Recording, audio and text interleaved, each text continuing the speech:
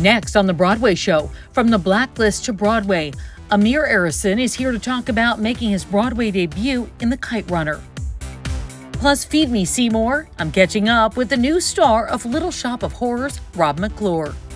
And we're taking a walk through the incredible Broadway career of one of the stars of The Music Man, Shuler Hensley. I'm Tamsen Fadal, and this is The Broadway Show. It's summer in the city, and as always, the best of Broadway is on full display. This is The Broadway Show. I'm Tamsen Fadal. The Kite Runner is now on Broadway, based on the best-selling novel from 2003. The new stage adaptation is now in previews, and it features one of the stars of the hit NBC crime drama, The Blacklist. Let's send it out to Paul Wontorek. That's right, Tamsen. The Kite Runner is a story that means so much to so many, especially to stars and Broadway debut makers Amir Arison and Azita Ghanizada. We sat down at the Civilian Hotel to talk about the impact this production is making beyond the stage. The Kite Runner. I mean, this is a title people immediately know, right? Thanks to this amazing novel by Khaled Hosseini. 30 million copies, 60 languages or something. Yeah. This was like a big international... Not a big responsibility. Right? And now you have to bring this well-loved story. Everybody walks in with a lot of love for it. How does it feel to be a part of this? Quite simply, it feels like an honor. The book is perfect. So I honestly feel like don't get in the way of the story. Yeah. Serve it up. It's out there in the world. I just cherish to be able to be a part of it here. I'm from Afghanistan, and that book, when it first came out, I actually didn't want to read it. It came to me a little bit later, 2006, because it was being adapted into a film, and someone sent it to me, and I was devastated reading that book. I mean, I could tell you the smell of the food, the dirt under their fingernails, like, it was so visceral. And when the play came around, I had a really hard time reading the play without crying. And so I actually couldn't read the play. I couldn't finish the play when I first auditioned for it.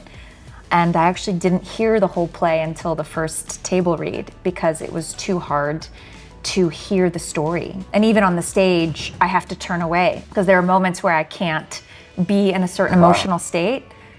I have to be in a different place when I come on, and I'm like, whew. So to be a part of something that's both culturally significant and globally, you know, important, has had such an impact globally, and to have it be a small piece of Broadway is just, it's an unbelievable, unknown dream. I have to echo something she said. When I first read the book, I cried 6 times. Six times. I can tell you where they were. And they also, what surprised me is, besides it being sort of a novel and thoughts and the psychology of Amir and the psychology of the other characters, is that it was a page turner. Somehow it works as a psychological thriller in many ways, and you can't put it down. And in many ways, I feel the play is no different. And it has magic in it, and it hits me in a different place every night. Yeah. Every time we do a run through, another thing hits me. There is secret power in that play. So you're playing many ages, right? The span of the book is 26 years. I age from age 12 to 38 years old. Wow. And there are time jumps, but Act 1, it is a little under a year. And in that, I alternate from 12 to narrator. Like in scenes, the scenes happen to me, and in the narrating, it's like I have to take you to the next scene. And in the second act, we jump, I get to marry this lovely gal, and then we do a 25-year journey. You both get to do that in the show. Yeah, I mean, in the first act, I'm like 17,000 people, you know, just running around the stage and having fun, playing in his memory. This is essentially a memory play. He's like telling us the story of his life. You know, get to show up in the second act and be kind of a young woman from Afghanistan trying to kind of create her own path, trying to find her voice and free her voice, and then finding her way through the play to kind of be a strong pillar in the story. So, Azita, you left Afghanistan as a young girl. As a baby, yeah. As a baby, okay. When the Soviets invaded, much like the book, we were very lucky to receive asylum status and fled to Vienna, Virginia, which is a beautiful small town. And we then kind of brought the remaining members of our family out of refugee camps and into Virginia to resettle with us. And I just remember the grief as a young person. I just remember the photos of children with missing limbs and my parents saying, "This is what you escaped." This is what you're free of, and so never take your freedom for granted. You know, I've tried my best to continue to carry that journey that they went through and help people that didn't have the same opportunities that I was given. How are we achieving authenticity in the play for Broadway? I know that's very important. It's definitely a big moment for representation. We have, we're very fortunate to have 3 Afghans in the room. There's very lively, useful, and then all of them have experiences, so I'm like, how do you say that? What did you do? Oh my God, is that right? She's like, Amir, turn the light bulb, dance with the shoulders. And now I can't stop dancing with my shoulders. It's a total company on stage of including you know, our swings and our understudies. It's 19, and all from the Middle East or South Asia. And everybody cares. And it's very, we're all together on wanting to get it right. I had a number of Afghans come to the shows the last couple nights, and you know, they sobbed, and meeting them at the stage door, they're like, I don't know if it was the trauma of this year or what it was, but I have never cried so hard and felt so much joy because of the authenticity that was layered into the things we say, the way that, you know, the way that we're celebrating Afghanistan and its culture, which I don't think is often celebrated. We often tell the negative narrative. We often share the negative images of any minority culture. That's what we kind of want to play in and dance in. And this does not do that. You know, this tells a beautiful, full woven tapestry story of a culture that's often misunderstood. Into the Woods is back on Broadway, featuring a who's who of our favorite stars of the stage. On opening night, we hit the red carpet with the stars. Little girl dreams coming true, man. I think I always thought that I would be in theater, and when I went and I took a left turn into pop music and being a songwriter, that was not what I thought my life was going to look like. So it feels like coming home in a really beautiful way. This story talks about going into a world, into the woods, where there's not much certainty, but the realization that we have each other and that we're just doing the best that we can, one foot in front of the other, is a really cool message to be able to tell with a fairy tale. You know, if I were talking to my 12-year-old self right now and telling her what's going on in my life, I think I wouldn't believe it. I mean, it's just the coolest thing ever with the coolest people. I love that, you know, we've taken all these fairy tales, and you know, we're really able to go so deep within them, and the lyrics and the message of the piece, like, I love that it's so timely. I love that it was relevant when it was first done, and now here we are again. The show is needed, and here we are at a time when we need it. The message is here, and it's hopeful, and hopefully when people hear this music and they see what we're doing on stage, that they're inspired to not give up, to go and find their moment in the wood and go for the things that you wish for. Rob McClure is one of Broadway's favorite leading men. He's fresh off his latest Tony nomination for playing the title role in Mrs. Doubtfire the musical. And he's suddenly Seymour in the hilarious off-Broadway production of Little Shop of Horrors. We had a chance to talk. All right, how did this happen? Let's go. I feel like oh my gosh, it's been a minute. Yeah. So Mrs. Doubtfire finished up, and I was ready to plan a summer vacations with my wife and my daughter. Relax. Stop changing my clothes every 2 seconds. Right. And then I got a call. I got a call that Skylar Astin is finishing up here, and would I like to come in and play Seymour? And I mean, who doesn't? And also, it's like things like this when you go into a small theater. I mean, this is less than 300 seats, and tell a small story in a small space, but something that's like over the top and so much fun and has this incredible cult following.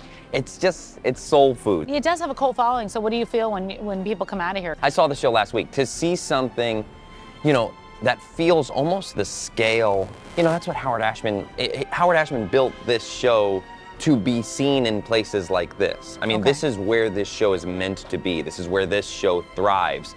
And so in a weird way, it feels very much like the atmosphere that people might have seen Little Shop at their high school or at a community theater or wherever they were sort of introduced to the show, except every single person in the building is firing on all cylinders and is at the height of their game in a tiny little room. So the energy is out of control. The puppeteers are extraordinary. It's such a difference when you've got a real puppeteer in there. Now, have you ever done anything with puppeteers before? Or I have a huge, I did Avenue Q for 3 years. I've been obsessed with puppets my whole life. As I said, I've been obsessed with puppets my whole life. Hashtag nerd cred. No, I have. I love the glasses. I know. I just had my fitting, my Seymour Krelborn really glasses. Good. How do they feel? As I put them on, my shoulders have gone down instead of up. Yeah, no, I mean, costumes obviously always help. Yeah. But yeah, I've been obsessed with puppets my whole life. And the history of puppetry with this show and the film. Right. I mean, and did you know, this is so fun. Wait, fun trivia. Give it to me. In the movie, that plant had so many different little like servos in its mouth to make all those mouth shapes that they couldn't do it in real time. So anytime the plant was talking, it was at quarter speed. They would do playback at quarter speed, and he would lip sync at quarter speed, and then they'd speed it up. Which means that any of those 2 shots of Rick Moranis in the plant going like, if you want a rationale, Seymour is doing that. Rick Moranis is acting in quarter speed. So he's actually going, if you want, so that they could puppeteer the plant and have it articulate as much as they wanted, and then they sped it up in post. Did you just learn that? No. Oh, you've known about that? Yes, it is. There is a real nerd playing Seymour, friend. That is a nerd moment. And these puppeteers, it's wild to have a scene partner in a plant. Yeah. And legitimately. Yeah, how does that work? You know what I mean? Because the plant is, it's being puppeteered so beautifully that it's giving me just as much as a scene partner would. Really? So I'm able, so I'm able to react in real time to things that the plant is communicating to me because it's being puppeteered so beautifully. This is a time that we need that more than anything else. I mean, comedies are always fun, and being able to have entertainment is always fun, but this is and if you had told me 3 weeks ago, when I was doing my 31st quick change into an elderly Scottish woman, that my next job would be a more absurd story, I would not have believed you. Coming up, Shuler Hensley is here to talk The Music Man and the rest of his stellar Broadway resume.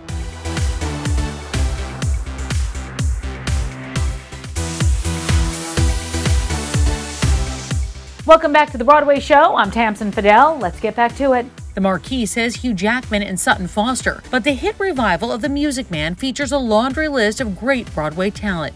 Let's check back in with Paul Wontorek. He's won awards and acclaim for playing some serious dark souls, but right now he's spreading joy on Broadway. We're going to walk through the resume of Shuler Hensley with Mr. Shuler Hensley. Shapoopy! Is that just the word in your head all the time now? Shapoopy. It means so many different things. It does. It does. We are at the Gershwin Theater. This is the home of Wicked. It's hard to imagine a world where this wasn't the home of Wicked, but it actually wasn't. It was the home of Oklahoma! Exclamation point. Wicked doesn't have an exclamation point, but Oklahoma did. Yes, it did. And it actually, when we were doing Oklahoma here, Wicked came in and we were like, oh, that show will never last. Wicked. No, this was where it all started for me. So you did the show in London. I got to see it in London before I came here. You did it with Mr. Hugh Jackman, a friend of yours who you are currently. We'll get to that. You played Judd. Yes. You did it in London. You won an Olivier Award. You were an American and doing it in London. Won an Olivier Award. Came here. Hugh didn't do it. Patrick Wilson did. Right. You won a Tony Award. This became like your award thing. Yes. And you were a new guy on the scene. My debut was Les Mis, but this was the first original production. You couldn't have asked for a warmer welcome to Broadway than this show. And I think it was just being in the right place at the right time, the right role for me, the right everything. So let's start walking. Let's go to the next one. Yes! Let's do it. I got my walking shoes. Here we go. This is the Court Theater. Under construction. Yes. They are currently beautifying it. Thank you for making that possible. You appeared here in not one but 2 plays in Rep. Yes. Which is a fancy thing to say. I know, right? I'm going to drop some names for you. Okay. So we got what? We got Beckett, yes. Pinter. Yes. Then you got McKellen I don't know. Stewart. Okay. Ian McKellen and Patrick Stewart. Oh wait, I know them. You know them. You know them. They were the headliners in Waiting for Godot. It's not Godot. Waiting for Godot. Yes. And then No Man's Land. No Man's Land. Yes. Yeah, that's the Pinter play. Yeah. That's a fancy gig. And there were only 4 of us, and there was Billy Crudup. Yeah, too. he's pretty good too. As an actor, you would never do the same play twice in a row. And on 2 show days, we'd do both plays. Then you add Ian McKellen and Patrick and Billy, you know, these legends of theater. Yeah. But what was great for me about it was, as nervous as I was, Ian was secretly saying, we do the same thing with every time we do a new show. It's like, how am I going to be? So it never goes away. So it was a nice connection. Yeah. So this is the Richard Rodgers Theater. Many theater goers stream into this theater every night. Yes, they do. To see Hamilton, which you were not in.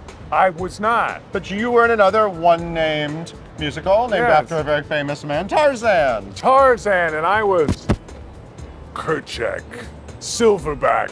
So how method are you? Because I know like when they do Cats, they have entire rehearsals where all the performers send their cats. Yes. Everyone was sort of required to go through training on these bungee cords. There was a lot of flying and bouncing. A lot bouncing. of flying up and into these holes, which are like 20 feet up. And the bungee cord down was okay, but the coming back up was fast and furious. Terrifying. So then I did research on silverback gorillas and found out that they actually don't live in trees. So I mentioned that to them and they're like, okay, fine. So I didn't have to bungee cord, which was... You got out of the most terrifying part of your job by doing research. I did. On the animal. I love that. Exactly. So we are at the Jacobs Theater. Yes. You did another play here because you're a very versatile Very performer. versatile. The Ferryman, which was a big acclaimed play by Judge Butterworth, and you were part of the second group of actors. Yes, Butterworth, the way he writes, they said it took him 7 years to write this play. He just keeps going over and over and over it till it just sounds like conversation. It was such a joy to work with, and the kids in this, you know, child actors in these plays. And baby, there's a baby. They would cast based on whether or not the baby could flip over on stage and crawl, because if they could flip over and crawl, that means they could crawl off the stage. So as long as the babies did not flip, they were still in the show. But one flip and you're out. So similar to your Tarzan audition. Yes, similar to my career. Okay, so we're gonna take a quick break. Yeah. We'll be right back and we're gonna talk about more shows, musicals. We got some musicals to talk about. Yes. Back to you, Tamsen. The Broadway show is back in just a sec. Okay, we are back with Mr. Shuler Hensley. We are at the Imperial Theater. Yes, do you remember this one? I do. Yes, it's a big theater. It is. And you did a big show. You did Les Mis, Les Miserables. Les Miserables. Yeah. It was my Broadway debut. Yes, I played Javert, and it was it was not only my Broadway debut, but it was also when 9/11 happened. Right. After 9/11. And we closed for a couple of days, which was the last time Broadway closed before COVID. Right. You're going, oh, do we really make a difference? And the day back, we probably had about 300 or 400 people in the audience. But every single person in the audience came to the stage door afterwards. And all they did was they said, thank you for giving us a place to go. And I was like, bing, bing, that's what's important about live theater is to give people a chance to escape. Okay, Shuler. Yes. This is the Lyric. We're gonna get to that. Sorry. This is the Lyric Theater. You were in Young Frankenstein. Waterbed. Yeah, it was a big Susan Stroman, Mel Brooks musical follow-up to The Producers. Mel Brooks' humor is very go for broke. Yes. You know, he even says himself in his movie, it's not even about every joke landing. It's just about sort of like delivering jokes and then seeing which percentage of them like the audience loves. What was it like doing a show like that? Well, what's interesting, I loved Mel's take on comedy because it harkens back to when he was a writer in the writer's room of Show of Shows, Sid Caesar's Show of Shows. And they would literally have 70 shows a year. So the writer's room would be like, hey, does this work? And it would be like, they throw a joke on the wall and if it sticks, they use it. If not, they move on.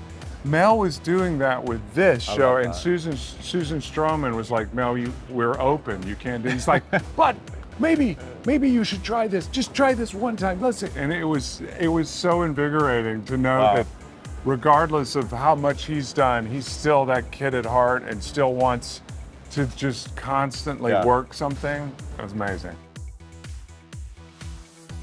Shuler, we have arrived at your current home. Not a bad place to call home. Exactly. So Oklahoma was the first time I worked with you, and this is the next time, 20-something years later, and I couldn't be prouder to be a part of this kind of show, bringing Broadway back. It's amazing. Not only did you do Oklahoma with Hugh Jackman, but you also did this sort of cool horror movie, Van Helsing. Yes. Yeah. Which was... You were the monster. I was Frankenstein's monster. Yeah, that's a role you know well. As yeah, we just right. learned. That was 7 hours of makeup. Wow. It was 20-something prosthetic pieces. I was on platforms, so I was about 7'3", shack size. So it was amazing. But you like this Hugh Jackman character? I do like Hugh, and you know, with hard work, he's a very talented guy, but with hard work and determination, Hugh Jackman is going to be a name you're going to hear a lot about. Just you wait. And that's going to do it for us. Until next time, I'm Tamsen Fadal, and this is The Broadway Show.